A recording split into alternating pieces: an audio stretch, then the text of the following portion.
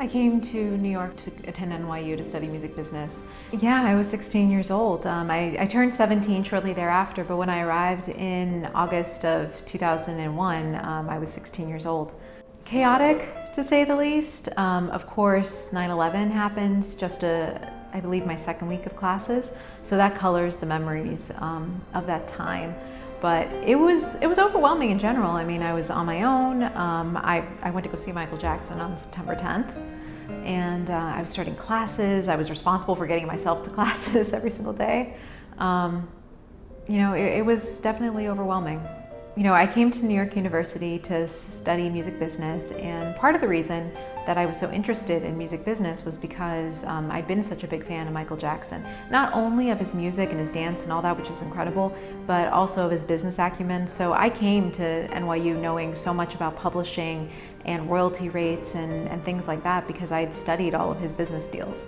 Our first week of classes, we had this program meeting that we would do, which they were weekly assemblies where everybody in our major would get together and discuss things that were happening in the industry. We would have speakers come in from various record labels, or NARAS, which works with the Grammys and different songwriters, things like that. And it was a time to come together and really assess the landscape of the music business. And the very first program meeting, I was introducing myself to the group as a whole. And I don't remember if I was running for some sort of representative position or if I just wanted to introduce myself for whatever reason. But I was wearing a Jackson's Victory Tour t-shirt, and it was vintage. I just bought it in the Village. And a young man came up to me and told me that he liked my shirt, and that young man turned out to be Jordan Chandler.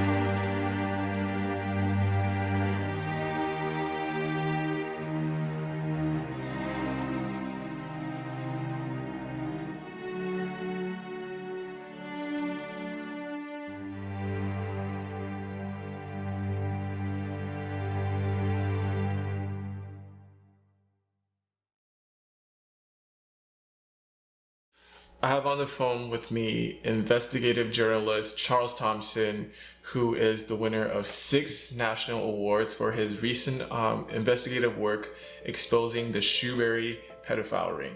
So Charles, you've sat in on a lot of pedophile cases. What would you say are the main differences between the cases that you've sat in on and the Michael Jackson case? Well, of course, the first difference is that the cases I covered were all criminal cases where there was no real financial incentive to make an allegation. So the motive of seeking millions of dollars is removed. And then in the cases where we've seen convictions that I've been sitting in, you had victims who were credible, who were consistent, and that's never been the case in the allegations against Michael Jackson. They've never been consistent. They've always turned out to be perjurers and people who are just looking for a payout. Michael Jackson was one of the most famous people on the planet. It turns out he was also the target of intensive FBI scrutiny. Charles, I have also read that you have extensively studied the Michael Jackson FBI files. What are the findings of the FBI files, and whether child porn was ever discovered at Neverland?